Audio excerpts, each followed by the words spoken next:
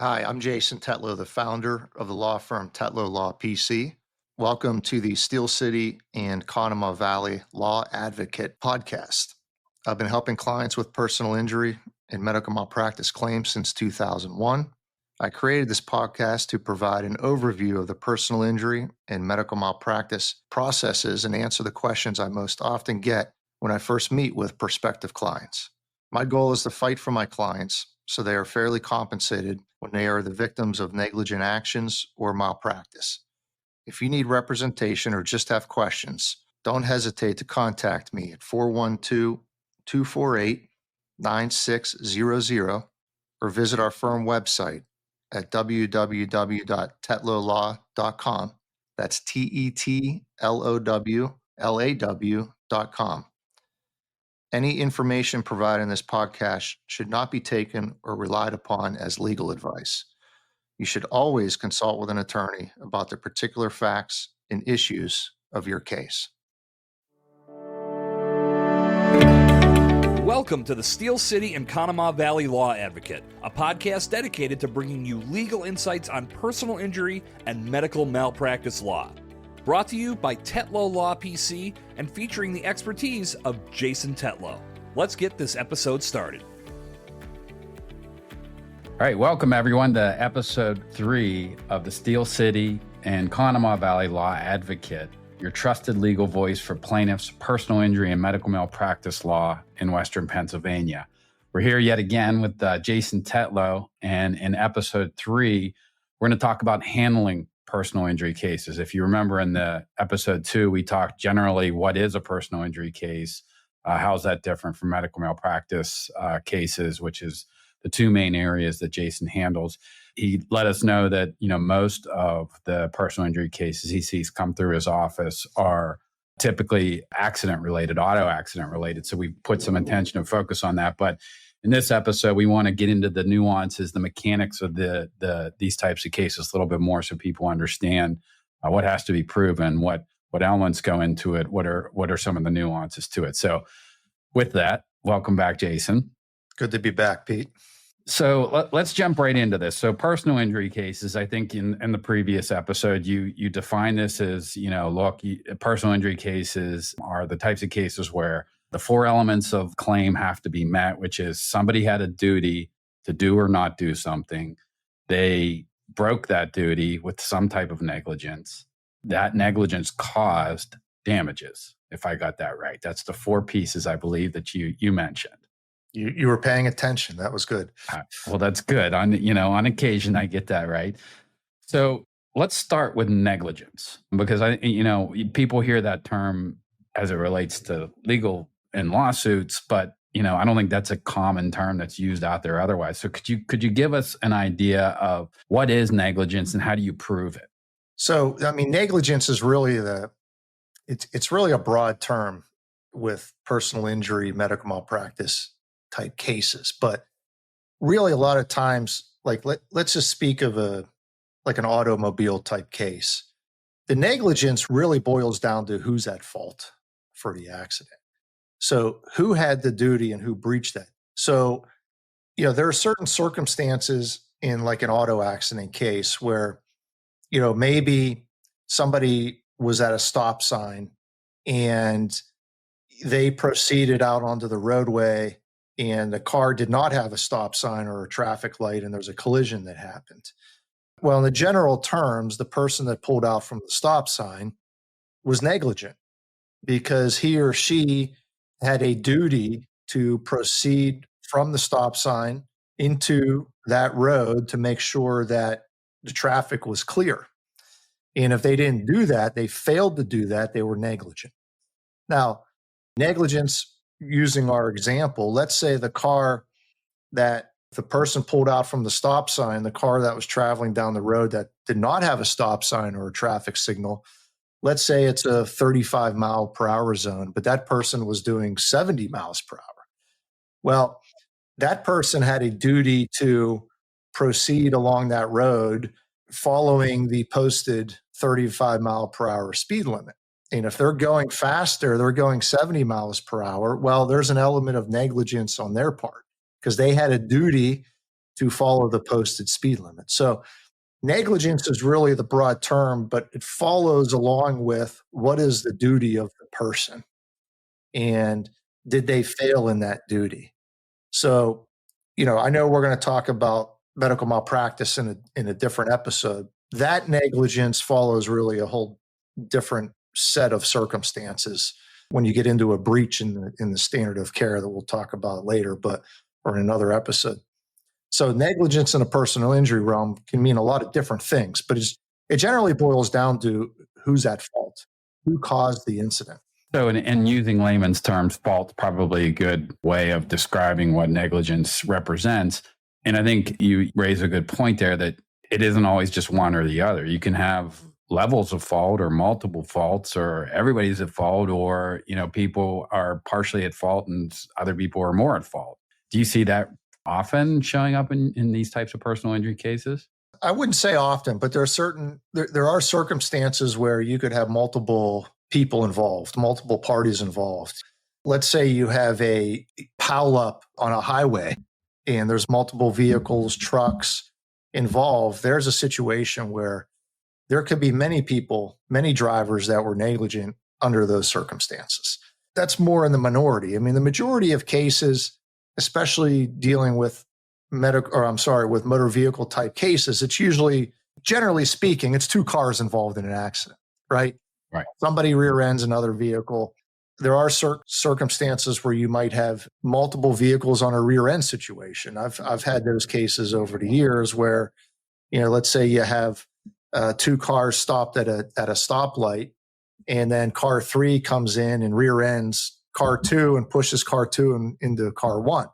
In that circumstance, car 2 was just also sitting at a red light and doesn't bear any responsibility. They didn't have any fault. They weren't negligent. It was just car 3 that came in.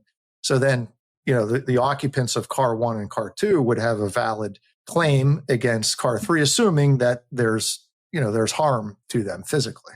Right. So when negligence obviously is a critical piece of determining whether there's a case there or not, whether someone's at fault and to what degree they're at fault. But what are some typical ways you prove negligence? Using auto accidents as an example, when someone comes to you and says, "Hey, I had an accident, here's what happened," what kind of information are you looking for to substantiate that someone is at fault or not? Sometimes it's very basic, and sometimes it's a matter of, listening to the person's story. If it's as basic as along with our example, if you're stopped at a red light and you're rear-ended, well, that's pretty clear. Like, we don't need to hire an expert under those circumstances to tell us that when driver 1 is stopped at a red light and driver 2 comes and plows into the rear of that vehicle, we don't need an expert to tell us that the driver of that second vehicle was negligent. Now, you get into certain circumstances and cases where it's not as clear. And, if there's multiple vehicles involved, sometimes you have to then hire an accident reconstructionist. Or nowadays with the black boxes, there's a whole bunch of data that can be downloaded from those boxes, and you get all that information. And then you have an expert tell you what it all means. And then, okay, was the second driver going in excess of the speed limit? What was their speed 5 seconds before the collision, 2 seconds before the collision? Are there skid marks at the scene? What are the witness statements? Witnesses are a powerful tool in order to determine who's at fault, who's negligent, who's responsible in an accident. I've had many cases over the years where you have an independent witness, somebody not involved in the accident, but they witnessed it. They saw what happened. And to me, that's usually the best evidence that you can have, is somebody just explaining what they saw with their own eyes. And you use that information in order to, establish that the other person was negligent and caused the harm to your client. What about things like police reports? Police reports are helpful. Sometimes in police reports, that's how you do find witnesses. There'll be witnesses listed on the police report. We, through our own due diligence, will contact those witnesses. And if the phone number's not on there, or sometimes we have to hire investigators to locate people. Sometimes we have to hire investigators just to go out to a scene of an accident, knock on some doors, talk to neighbors, talk to, local businesses to see if there's any video footage or what have you. Police reports, sometimes helpful, sometimes are hurtful. Many times over the years, we'll get a police report in and it might say something a little bit different than what was explained to us as to how the incident happened. So that's whenever you have to dive a little deeper into it and figure out, okay, are there any witnesses? Is there any video footage in order to, establish the claim? Because, if we're talking to somebody and they tell us one thing, but the police report says something else, and the accident happened through that person's negligence, through that person's fault, then maybe not a case we want to get involved in. And if a police report says, hey, they determine X person is responsible, is that the end? Does that mean that they're responsible and there's no counter arguments to make to that? No, not necessarily. No. I mean, there's always going to be, there's going to be a defense. A defense could have a different theory, or the person who we're saying is responsible for an accident could be telling the insurance company it didn't happen that way. The way it's written up in the police report is not accurate. So then you get into, that's when now you're getting into, okay, are there any witnesses? Is there any video evidence? And if there's not, and the case proceeds through the litigation process, then you take depositions, and how is the credibility of each plaintiff, a defendant, to determine then, was there in fact negligence on the defendant's part? I mean, obviously, if we're getting that far into the case, we feel from the plaintiff side that we have a solid case and we have the evidence, but certainly the defense is going to, in some circumstances, there's not going to be an agreement on what happened. So It has to be kind of hashed out in the discovery process through depositions. Another thing I wanted to ask you is, there's another term that's thrown out there sometimes called reckless or recklessness. So we have negligence, but there's also the term recklessness. Can you give us an example or define what the differences are between the two, or are there any differences? What does that potentially mean if something's found to be reckless? I mean, when you get into the recklessness of an accident or collision or any kind of incident, generally speaking, that rises then to the level of like a punitive damage type case. So some examples of that might be, there's certain laws out now, and there's certain cases that have come down from the appellate courts in Pennsylvania regarding the use of telephones, right? Because nowadays, it's happened to me many times. It happens almost daily. And I'm guilty of it. You sit at a red light, and what do? You start looking at your phone sometimes. But the problem is, whenever people are driving, texting, looking at their phone, and they cause an accident. So that could be reckless conduct, because, you're actively doing something, taking your eyes off of the road.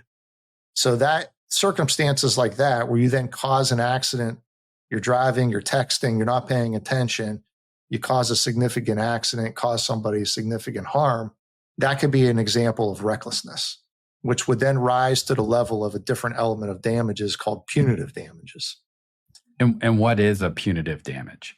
Well, a punitive damage is really, it's an element of damages meant to punish the other side for that reckless conduct. So let's say you have a case against, like a delivery company, and the driver of that delivery company has had 15 accidents in the past, and he or she has a DUI, and, they've caused problems with their driving, and the company continues to employ that person and continues to put them out on the road, and then they cause an accident. Okay. Well, the employer of that driver is on the hook for what's called vicarious liability. So that employer is responsible for that employee's actions. And therefore, you can make a punitive damage claim saying, well, you employer, you kept this person on the books and had them keep driving, even though they have this terrible driving record and a DUI and what have you, and they cause a serious accident. So there's going to be punitive damages that the plaintiff is going to go after against you to punish you for allowing that person to continue to drive. That's just an example of like a punitive damage type of case. And is the premise behind a punitive damage that the courts are saying, hey, if we don't punish this person in some way, they're not going to change their behavior. And that's how that's the mechanism to do that. Correct. That's the whole theory behind the punitive damages, is that it's going to punish that company for their reckless conduct over time. Now, if it's one incident, right? If the driver has a perfectly clean driving history, has no problems at all, and there's a collision that happens. I mean, as a lawyer looking at that, I'm probably not going to file a claim for punitive damages. But otherwise, yes, it's going to be a damage that's sought to punish that company for allowing that driver to continue on. I think you mentioned some of these things, but to sort of tie it together, let's use the hypothetical that one of your clients is out in Cambria County, somewhere around the Johnstown area. They're driving down the road and someone blows through a red light and hits them. Bad accident, and they're taken to the hospital and they have some treatment, etc. So that person comes to you and explains what's going on and all the rest of it. What type of information are you going to be seeking from them, either right then and there or over time, to gather up information that they're in control of that you're going to need to ultimately see if you can resolve the case for them?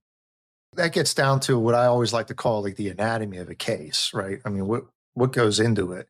The obvious is like any photographs, right? A picture's worth 1,000 words. So, I mean, any photographs that you have of the vehicle damages, any photographs you have of the actual injuries. Along those lines, I've had cases over the years where somebody, has a bad fracture and has surgery, and then they have to put screws in a plate to stabilize the fracture. So we want to get those x-rays to show the severity of the harm to the person.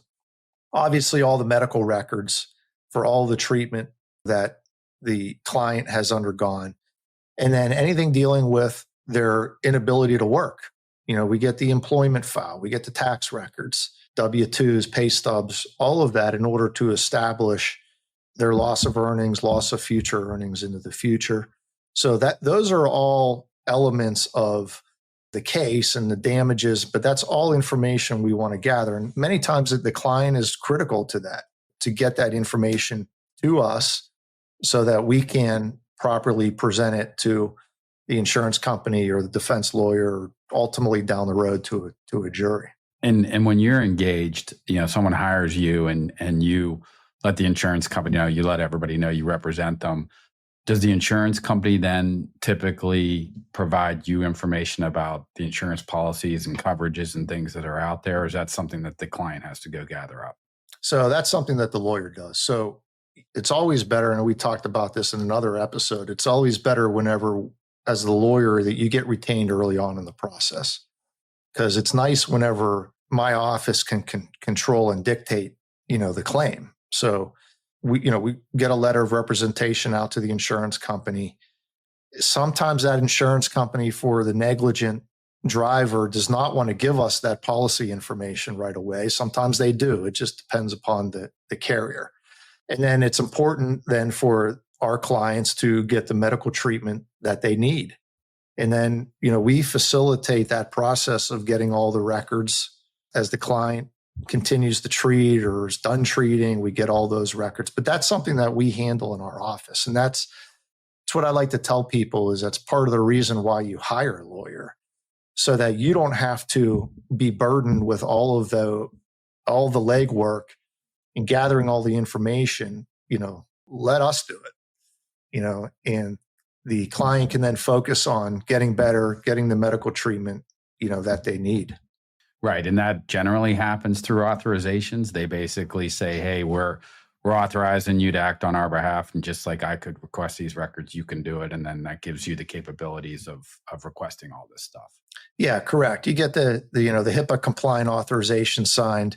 You get into, there's certain federal laws in place about getting medical records.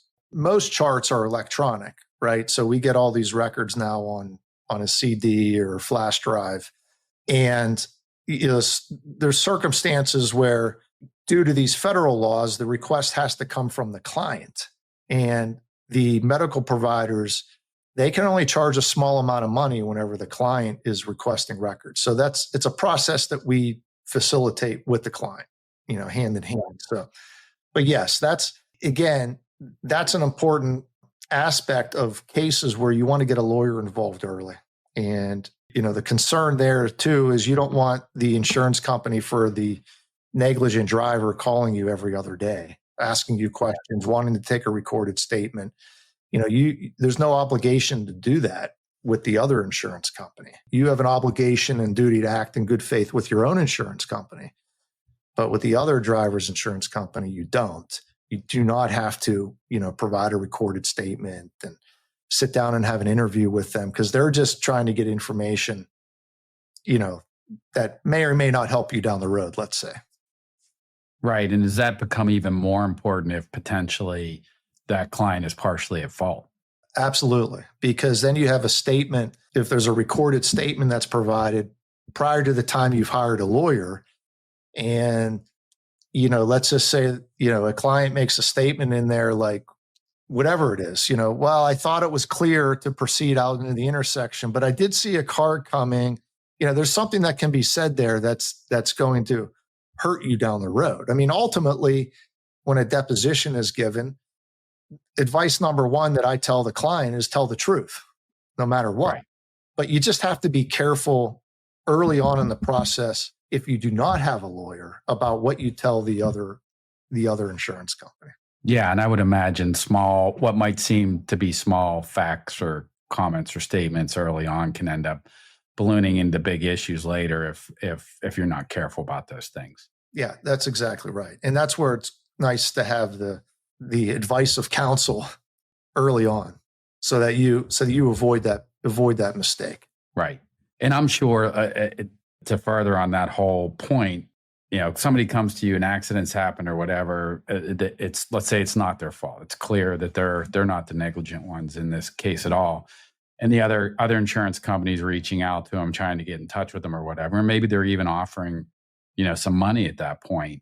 If they're being offered a settlement, well, what's the point of having a lawyer at that point? Are they already going to get what they're going to get, or what's your opinion on that? Yeah, I mean, that's a great point, Pete. And I've seen it time and time again where somebody contacts our firm and they say, hey, I had this accident a month ago. I've been in touch. The other driver's insurance company has contacted us and they've offered us $1,000, whatever the number is. Right. It's usually a smaller number. And as you might imagine, the advice we give them is you don't settle, because you're still undergoing the harm that you suffered. And the full extent of that harm is unknown at that point in time. So once you've settled and you've signed the release, you're done. You can't go back and reopen the claim. But that happens, and I'm not suggesting that insurance companies are doing it for bad reasons, but it's happened. And it's sometimes people are, maybe they just don't know. And they've never been through this before, and that's something that I hear all the time. I've never been in it. It's the first time I've been in an accident. I've never been through anything like this before. And that's all the more reason to hire a lawyer to help you. It's like, I'm going to rely upon the accountant to tell me certain things. It's the same thing here, and it's like, I'm not an auto mechanic. It would be a disaster if I tried to fix my own car. So I'm going to rely upon the specialty of the auto mechanic to fix my car. It's the same thing. You want to rely upon the lawyer who has the knowledge and experience in that field to help you, especially early on. Yeah. And I would think, unless you're in that situation where it's like, look, it's a serious accident and there's a minimal amount of coverage and that's all there is, and there's no other layers to get to, the chances are most of the time, I would imagine they're going to get a better recovery with a lawyer involved. And even then, like we talked about in the previous episode, the layers and complexities of insurance are so deep that, what might seem like, hey, they're offering me everything they're obligated to offer me at this point may not be accurate. So that I can certainly see with how complicated this can get, that it will be hard for someone to navigate on their own without a lot of specialty knowledge. Yeah. And the insurance laws are changing frequently. There's always cases that come down from the appeals courts with little nuances, little changes. And, if you don't know if there's a certain issue with, let's say, an underinsured claim, and is somebody a resident of a household, and it might make a difference whether you're a relative in the household or are you just a friend living in the house. Like, there's all kinds of scenarios that change whether or not insurance coverages are going to apply. And that's where hiring a lawyer is key. If you have a serious injury, if there's multiple insurance coverages involved, you can try to navigate it on your own, but it's always better to have a lawyer assisting you in that, because the laws, there's case law and it changes. It doesn't stay the same year after year after year. There's changes. So, it's important to have a lawyer. Well, and even I would imagine there's times where you don't know whether there's multiple policies involved until somebody digs in there and finds it out. Because if, again, they use a scenario where our driver out in the Johnstown area is hit by somebody and clearly they're negligent and they have the minimum coverage. Insurance company says, here's the 15 grand, that's it.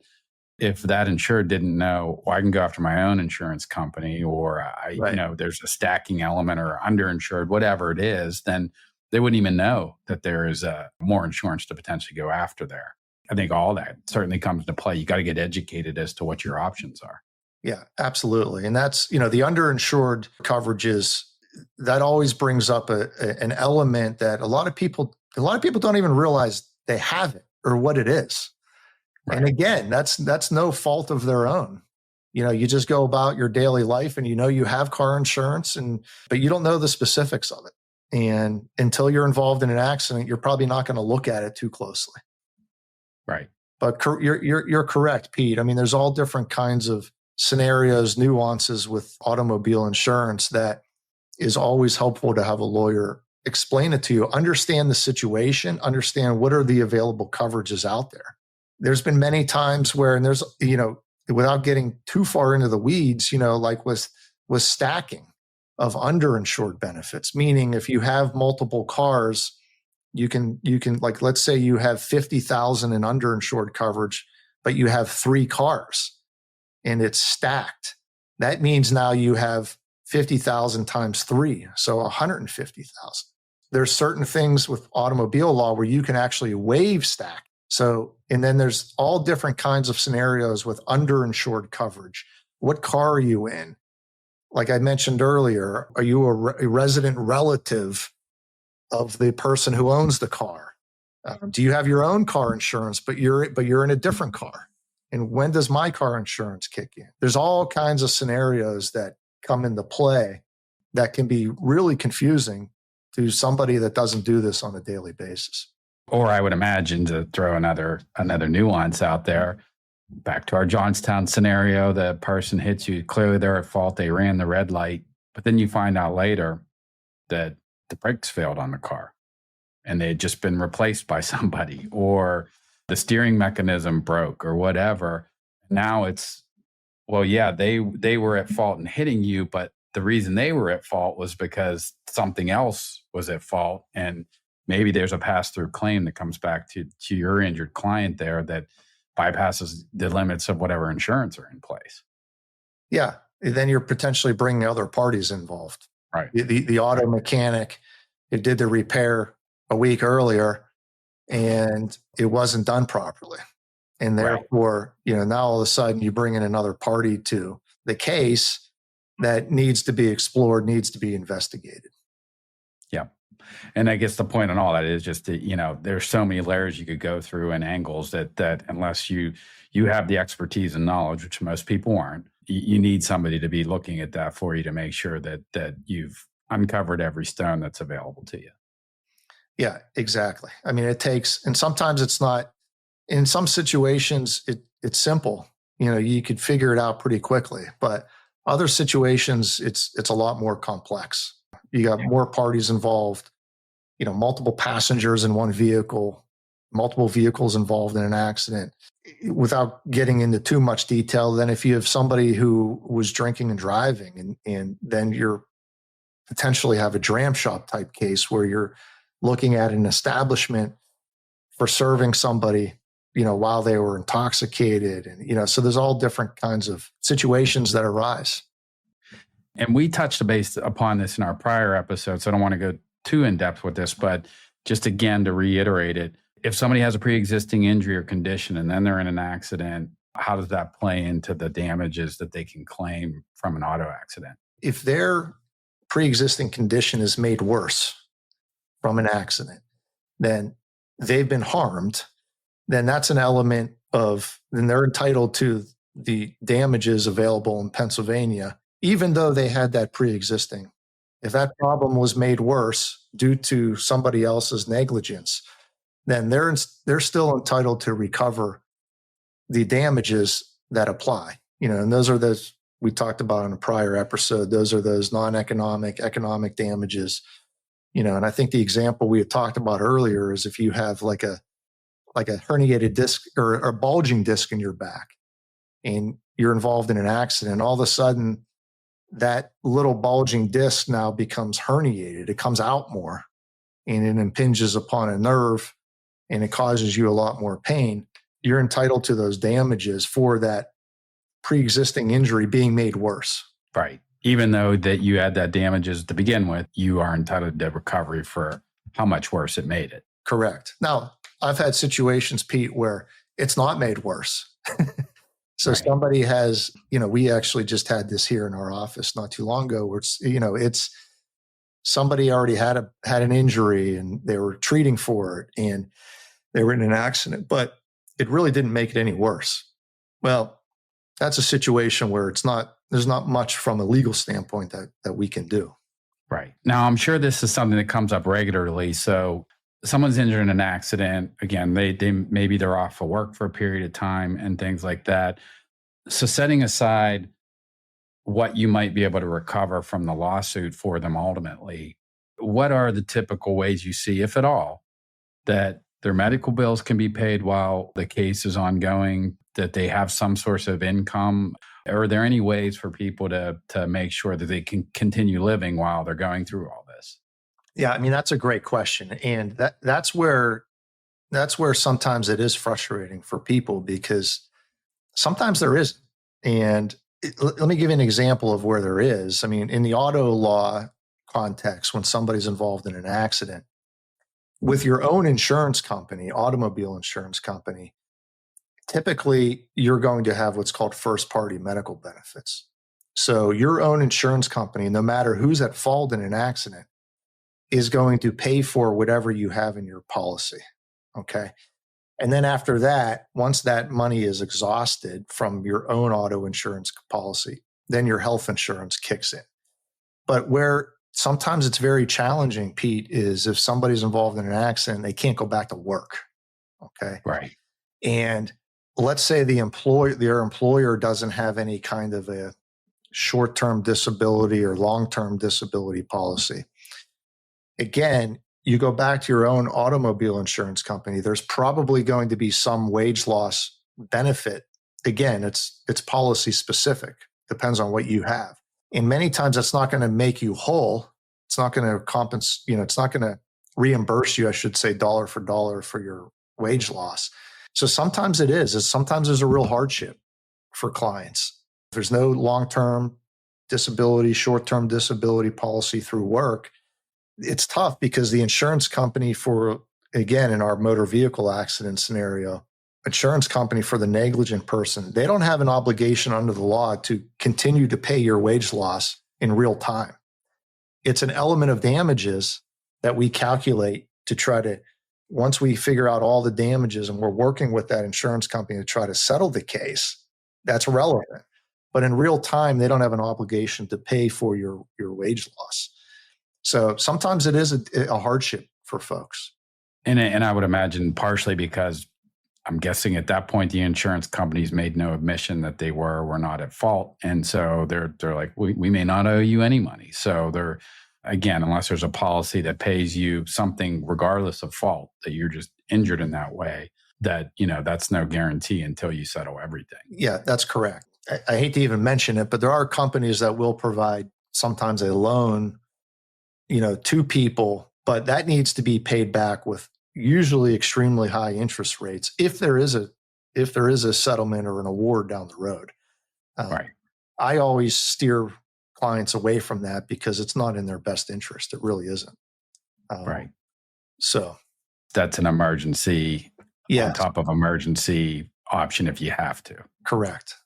Okay. Correct. So we talked about some of the damages that people can recover, and one of the things you mentioned was potentially pain and suffering. And I know in the prior episode we discussed that full or limited tort is one of the things that can determine whether or not you get it and how serious your injury is. But assuming you can get paid for pain and suffering, how are those damages calculated?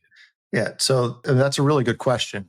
The pain and suffering type of damages, again, that falls in what I like to call the non-economic damages. So your pain and suffering, your mental anguish, embarrassment, humiliation, there's all different kinds of subcategories to those non-economic damages. The calculation for those is not opening up a book and seeing a number. It doesn't happen that way. The calculation for that is really based upon, a lot of it's based upon the experience of the lawyer and what they ultimately try to recover for you with their damage in the overall damages. And even when you go in front of a jury and you're presenting a case in front of a jury, you as the lawyer, we can't stand up in front of the jury and say, hey, in our experience, the plaintiff has sustained X amount of dollars in non-economic damages. We're not allowed to do that. The jury has to come up with that figure based upon the jury's own life's experiences, and then listening to the plaintiff's story and hearing about what the plaintiff has gone through. So there's all different kinds of factors. I mean, how much medical treatment did they have? Do they have serious disfigurements? Do they have serious scarring? Did they have multiple surgeries? I mean, all of, just the extent of their harm really factors into what's going to be the value of the pain and suffering. So ultimately, if there isn't a resolution and agreement, that's a decision for the jury to ultimately make what they consider a value of pain and suffering. Correct. Yeah. In Pennsylvania, I think we're one of really only a handful of states now where you can't, as the lawyer, we can't get up there and tell the jury, hey, this is what we think it's worth. The jury has to come up with that number on their own. On the other side of that, we do present, if it's applicable in the case, the economic damages. So what are the lost wages, loss of future earnings? What are the medical bills that we can tell a jury? There's certain nuances to that, but those economic damages we can tell a jury. The non-economic is really, what evidence did we present? What did the plaintiff go through? What's the extent of their harm? And then the jury has to come up with that number as an element of damages in the case. And I think one of the things that, let's say pain and suffering, or you have a very serious accident, and just for simplicity's sake, let's say the damages calculation is $500,000. That's what anticipating between lost wages and medical bills and potential pain and suffering might be in play here. But there's only $50,000 in insurance coverage. So the insurance company comes and says, here's the $50,000. Can you recover that other $450 missing $1,000, or what are your options at that point? Well, I mean, your options are, you can always file a lawsuit. You could always proceed through the court system, and then you can try to get an award for that $500,000, if you think that's the value of your claim. But ultimately, then what it boils down to is, can you collect?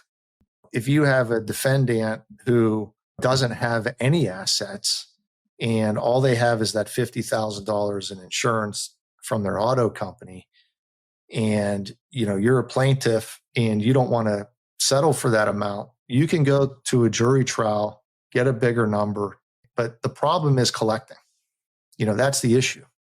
Now, it's different if you have a corporation on the other side, but usually when you have a corporation on the other side, there's going to be more insurance coverage.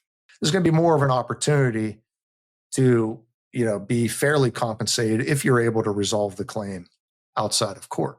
So if you have a company that's involved in a potential claim, whether it's a truck driver or like we talked about before, somebody negligently fixed the brakes on the car, or whatever, a multitude of reasons, that potentially opens up different insurance coverages, potentially allows for recovery of a bigger award. So I think your point, what you're saying is that you can get a verdict, but collecting it's something different. If I have a $500,000 award against somebody that has no money and no assets, they can't squeeze that out of them. You just have an award that you can't collect anything off of.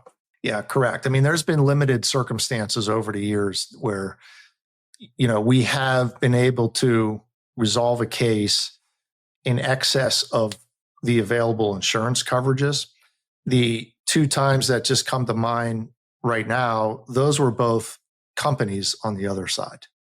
One situation, there were multiple injured folks, and the company just didn't have enough insurance to compensate everybody for all their injuries. So that was a situation where they paid damages above their insurance coverage over time. Another incident I can recall is just the company just not having enough insurance for this particular incident.